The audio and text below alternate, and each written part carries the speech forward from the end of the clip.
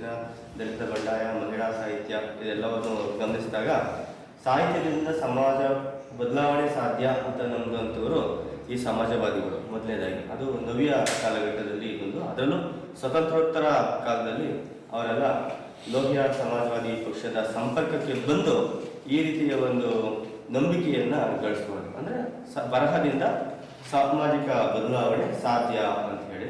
ಹಾಗಾಗಿ ಅವರು ಚಳುವಳಿಗಳಲ್ಲೂ ಭಾಗವಹಿಸ್ತಾ ಇದ್ರು, ಮತ್ತೆ ಅದೇ ಏನು ಧೋರಣೆ ನಂಬಿಕೆಗಳಿತ್ತು, ಸಮಾಜವಾದಿ ನಂಬಿಕೆಗಳು, ಅದನ್ನು ತಮ್ಮ ಸಾಹಿತ್ಯಿಕ ಬರಹಗಳಲ್ಲಿ ಅವರು ಬರೀತಾ ಬಂದರು.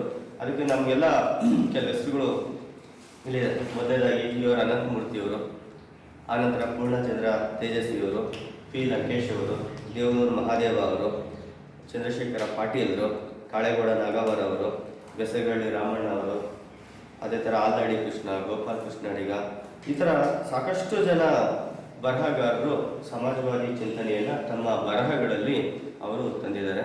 ಕೆಲವರು ನೇರವಾಗಿ ಅದನ್ನ ವೈಚಾರಿಕ ಸಾಹಿತ್ಯ ರೂಪದಲ್ಲಿ ತಂದರೆ, ಇನ್ನು ಕೆಲವರು ಸೃಜನಶೀಲ ಸಾಹಿತ್ಯದಲ್ಲಿ ತಮ್ಮ ಸಮಾಜವಾದಿ ಸಂವೇದನೆಯನ್ನು ತಂದಿದ್ದಾರೆ. ಏನಿದು ಸಮಾಜವಾದಿ ಸಂವೇದನೆ ಅಂತಂದರೆ, ಸಮಾಜವಾದ ಅದರಲ್ಲೂ ಲೋಹ್ಯವಾದ ಹೇಳುವಂಥ ಏನು ಜಾತಿ ಭೇದ, ಲಿಂಗಭೇದ, ವರ್ಗಭೇದ ಇವೆಲ್ಲ ಇರಬಾರ್ದು ಅನ್ನೋವಂಥದ್ದು.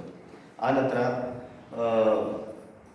ರಾಜಕಾರಣದಲ್ಲಿ, ಆಮೇಲೆ ಸಾಮಾಜಿಕ ವ್ಯವಸ್ಥೆಯನ್ನು, ಇದನ್ನೆಲ್ಲ ಅವರು ಸಾಹಿತ್ಯದಲ್ಲಿ ಅವರು ತಗೊಂಡ್ಬಂದರು ಬರಹ ರೂಪದಲ್ಲಿ. ಉದಾಹರಣೆ ಹೇಳೋದಾದರೆ, ಚಿದಂಬರ ಹಾಸ್ಯ ಅಂತ ನಾವೆಲ್ಲ ಓದಿದ್ದೀವಿ, ಕಾದಂಬರಿ ಎಂಜಾಯ್ ಮಾಡಿದ್ದೀವಿ, ಕರ್ವಾಲೋ ಅವೆಲ್ಲ ಓದಿದ್ದೀವಿ. ಆದರೆ ಅದರೊಳಗಿರೋ ಸಾಮಾಜಿಕ ಸಂವೇದನೆ ಅಥವಾ ಸಮಾಜವಾದಿ ಸಂವೇದನೆಯನ್ನು ನಾವು ಅಷ್ಟಾಗಿ ಗುರ್ಸೋಕೆ ಹೋಗ್ತಾ ಇಲ್ಲ. ಏನಪ್ಪ ಇಷ್ಟು ಸರಳವಾಗಿ, ಇಷ್ಟು ಸ್ಪಷ್ಟವಾಗಿ ಹೀಗೆಲ್ಲ ಬರೆದುಬಿಟ್ಟಿದ್ದಾರೆ, ವಾಸ್ತವಿಕ ನೆಲೆಯಲ್ಲಿ ಬರೆದಿದ್ದಾರೆ ಅಂತ ಅಂದ್ಕೊಳ್ತೀವಿ. ಆದರೆ ಅದರಲ್ಲಿ ಅವರು ಪ್ರತಿಪಾದಿಸಿರೋದೆಲ್ಲ ಸಮಾಜವಾದಿ ವೈಚಾರಿಕತೆ ಅಥವಾ ಸಮಾಜವಾದಿ ಸಂವೇದನೆ ಅಂತ ಏನು ಹೇಳ್ತೀವೋ ಅದು. ಅಂದರೆ ಅದರಲ್ಲಿ ಜಾತಿ ಭೇದ ಮಾಡಬಾರ್ದು ಅಂತಲೇ ಇದೆ, ಲಿಂಗಭೇದ ಮಾಡಬಾರ್ದು ಅಂತ ಇದೆ, ವರ್ಗಭೇದ ಇರಬಾರ್ದು ಅಂತ ಇದೆ. ಅದ್ರ ವಿರುದ್ಧವಾಗಿ ಅದನ್ನು ಕಟ್ಟಿರೋದು, ಆ ಸ್ಟ್ರಕ್ಚರ್ ಏನಿದೆ, ಸಾಹಿತ್ಯಿಕ ಸ್ಟ್ರಕ್ಚರು, ಪುಸ್ತಕದ ಸ್ಟ್ರಕ್ಚರು ಆ ರೀತಿಯಲ್ಲೇ ಇದೆ. ಅದನ್ನು ಒಂದು ಚಳುವಳಿ ರೀತಿಯಲ್ಲಿ ಈ ನವ್ಯ ಕಾಲದ ಬರಹಗಾರರು, ವಿ ಆರ್ ಅನಂತಮೂರ್ತಿ, ಚಂಪಾ, ತೇಜಸ್ವಿ, ಲಂಕೇಶು, ದೇವನೂರು ಮಹಾದೇವ ಅವರು ಅದನ್ನು ಮಾಡ್ತಾ ಬಂದರು, ಯಶಸ್ವಿಯಾಗಿ ಮಾಡ್ತಾ ಬಂದರು. ಆನಂತರ ಈಗಲೂ ಕೂಡ ಸಿದ್ಧಲಿಂಗಯ್ಯ, ಬರಗು ರಾಮಚಂದ್ರಪ್ಪ, ನಟರಾಜ್ ಒಳಿಯಾರ್, ಡಿ ಎಸ್ ನಾಗಭೂಷಣ, ಸಾರಾಭು, ಈ ಥರ ಭಾಳಷ್ಟು ಜನ ಸಾಹಿತಿಗಳು ಈ ಸಂವೇದನೆಯನ್ನು ತರ್ತಾ ಬಂದಿದ್ದಾರೆ. ಇವರು ಬರವಣಿಗೆ ಕಾಲದ ಜೊತೆಯಲ್ಲೇ ಚಳುವಳಿಗಳು ಕೂಡ ಅವರು ಸಂಘಟಿಸಿದ್ರು. ವಿಚಾರವಾದಿ ಆಂದೋಲನ ಇರ್ಬೋದು, ಅದು ಬರಹಗಾರರೇ ಮಾಡಿದಂಥದ್ದು. ಬರಹಗಾರರ ಒಕ್ಕೂಟ ಅಂತ ಮಾಡಿದ್ರು. ಅದು ಮುಖ್ಯವಾಗಿ ಅವರು ಏನು ಈ ಸಾಹಿತ್ಯ ಕ್ಷೇತ್ರದಲ್ಲಿ ಮತ್ತು ಬರಹದ ಕ್ಷೇತ್ರದಲ್ಲಿ ಸಾಂಸ್ಕೃತಿಕ ಯಜಮಾನಿಕೆ ಏನಿದೆ, ಒಂದೇ ಒಂದು ಜಾತಿ ಯಜಮಾನಿಕೆ ಏನಿದೆ, ಅದನ್ನು ಮುರಿಬೇಕು ಅಂಥೇಳಿ ತೆಗೆದುಕೊಂಡ ತೀರ್ಮಾನದಿಂದಾಗಿ ಅದು ಕರ್ನಾಟಕದಲ್ಲಿ ಒಂದು ಕ್ರಾಂತಿಕಾರಿಕ ಬದಲಾವಣೆ ಆಯಿತು. ಹೇಗೆ ಬಸವಣ್ಣ ಆಗ ಶರಣ ಚಳುವಳಿಯಲ್ಲಿ ಎಲ್ಲ ಜಾತಿ ವರ್ಗಗಳಿಂದ ಬಂದಂಥ ಜನ ಸಾಹಿತ್ಯ ರಚನೆ ಮಾಡಿದ್ರು, ಅದೇ ರೀತಿ ಈ ಬರಹಗಾರ ಒಕ್ಕೂಟದಿಂದಾಗಿ ಬಂಡಾಯ ಸಾಹಿತ್ಯ ಚಳುವಳಿ ಕೂಡ ಶುರುವಾಯಿತು, ದಲಿತ ಸಾಹಿತ್ಯ ಚಳುವಳಿ ಕೂಡ ಅದು ಶುರುವಾಯಿತು.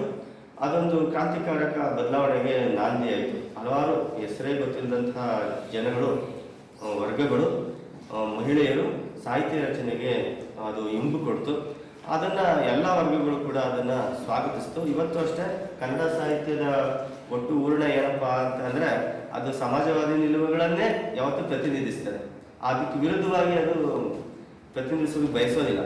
ಆ ಪಂಪನಿಂದ ಮಾನವ ಜಾತಿ ನಂದೇವಲಂ ಅಂತ ಏನು ಪಂಪ ಹೇಳಿದ್ರು, ಬಸವಣ್ಣವರು ಏನು ಹೇಳಿದ್ರು, ಕನಕದಾಸರ ಏನು ಹೇಳಿದ್ರು, ಅದು ಹಾಗೆ ಕುವೆಂಪು, ಮುಖ್ಯವಾಗಿ ನವೋದಯ ಕಾಲದ ಕುವೆಂಪು ಅವರೇನು ಹೇಳ್ತಾ ಬಂದರು, ಅದನ್ನೇ ಈ ಸಮಾಜವಾದಿ ಬರಹಗಾರರು ತಮ್ಮ ಬರಹಗಳ ಮೂಲಕ ಹೇಳ್ತಾ ಬಂದದ್ದನ್ನು ನಾವು ಕಾಣ್ತೀವಿ.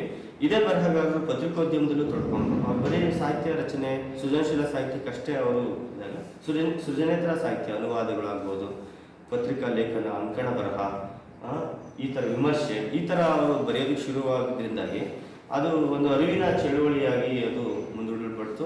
ಲಂಕೇಶ್ ಪತ್ರಿಕೆ ಮಾಡಿದಂತಹ ಒಂದು ದೊಡ್ಡ ಸಾಧನೆ, ಸಾಹಸ ಅದೆಲ್ಲ ನಾವು ಕೇಳಿದ್ದೀವಿ. ಎಷ್ಟೋ ಜನ ಬರಹಗಾರರು ಎಲ್ಲ ವರ್ಗದಿಂದ ಬಂದಂಥವರು ಬರವಣಿಗೆಯಲ್ಲಿ ತೊಡ್ಕೊಂಡ್ರು. ಅವರು ದೊಡ್ಡ ದೊಡ್ಡ ಹೆಸರುಗಳನ್ನ ಮಾಡ್ಕೊಂಡಿದ್ದಾರೆ. ಆದರೆ ಚಳುವಳಿಯನ್ನು ಎಷ್ಟು ಮಟ್ಟಿಗೆ ಮುಂದುವರಿಸ್ತಾ ಇದ್ದಾರೆ ಅಂತ ಅವರೇ ಆತ್ಮಾವಲೋಕನ ಮಾಡ್ಕೊಳ್ಬೇಕಾಗಿದೆ. ಆಯ್ತಾ, ಅದೊಂದು ಯೂನಿವರ್ಸಿಟಿ ಥರ ಕೆಲಸ ಮಾಡಿದ್ದನ್ನು ನಾವು ನೋಡ್ತಾ ಇದ್ದೀವಿ. ಹೀಗೆ ಒಂದು ಸಮಾಜದ ಹಂಬಲವನ್ನು ಇಟ್ಕೊಂಡು ಏನು ನಮ್ಮ ಸಮಾಜದಲ್ಲಿರುವ ಕಲ್ಮಶಗಳು ಅಂತ ಏನು ಕರಿತೀವಿ, ರೋಗ ಅಂತ ಏನು ಕರಿತೀವಿ, ಅವನ್ನೆಲ್ಲ ನಿವಾರಿಸಬೇಕು ಅಂತೇಳಿ ಆಶಯ ಇಟ್ಕೊಂಡು ನಮ್ಮ ಸಾಹಿತ್ಯದಲ್ಲಿನ ಸಮಾಜವಾದಿಗಳು ಕೆಲಸವನ್ನು ಮಾಡಿದ್ರು ಬರವಣಿಗೆ ಮೂಲಕ. ಅದೆಲ್ಲ ಇವತ್ತು ಉಳಿದಿದೆ. ಅದನ್ನು ನಾವು ಓದಿ ಎಂಜಾಯ್ ಮಾಡ್ತಾ ಇದ್ದೀವಿ, ತಿಳ್ಕೊಳ್ತಾ ಇದ್ದೀವಿ, ಕಲಿತಾ ಇದ್ದೀವಿ, ಅದನ್ನು ಮುಂದುವರಿಸ್ಕೊಂಡು ಹೋಗ್ತಾ ಇದ್ದೀವಿ. ಇದು ನಾನು ಪಟ್ಟಿ ಮಾಡಿಕೊಂಡಿದ್ದು ಸರಳವಾದದ್ದು. ಅದ್ರ ಜೊತೆಗೆ ಅವರು ಗಾಂಧಿ ಚಿಂತನೆಯನ್ನು ಹೆಚ್ಚು ಬೆಳೆಸಿದ್ರು. ನಮ್ಮ ಸಾಹಿತ್ಯದಲ್ಲಿ ಗ್ರಾಮ ಸಮಾಜದ ಚಿತ್ರವನ್ನು ಕೊಟ್ಟರು. ನಮ್ಮ ದೇಶಿ ಭಾಷೆಗೆ ಪ್ರಾಧಾನ್ಯತೆಯನ್ನು ಅವರು ಕೊಟ್ಟರು. ಇಂಗ್ಲೀಷ್ ಮೇಷ್ಟ್ರುಗಳಾಗಿದ್ದು ಕೂಡ ಕನ್ನಡದಲ್ಲಿ ಬರೆದ್ರು. ಆದರೂ ಕನ್ನಡದಲ್ಲಿ ಬರೀತಾ ಇದ್ದಂಥವ್ರು ಅದರಲ್ಲೂ ಗ್ರಾಮ ಭಾಷೆಯಲ್ಲಿ ಬರೆಯೋದಕ್ಕೆ ಅಭ್ಯಾಸ ಮಾಡಿಕೊಂಡ್ರು. ಹಳ್ಳಿ ಚಿತ್ರಗಳನ್ನೆಲ್ಲ ಬರೆದ್ರು. ಇದೆಲ್ಲ ನಮ್ಮ ಸಾಹಿತ್ಯದಲ್ಲಿ ಸಮಾಜವಾದಿಗಳು ಮಾಡಿದಂಥ ಒಂದು ಸಾಧನೆ ಅಂತ ಅಂದ್ಕೊಂಡು ನನ್ನ ಸಂಕ್ಷಿಪ್ತವಾದ ಟಿಪ್ಪಣಿಯನ್ನು ಮುಗಿಸ್ತಾ ಇದ್ದೀನಿ. ಧನ್ಯವಾದ.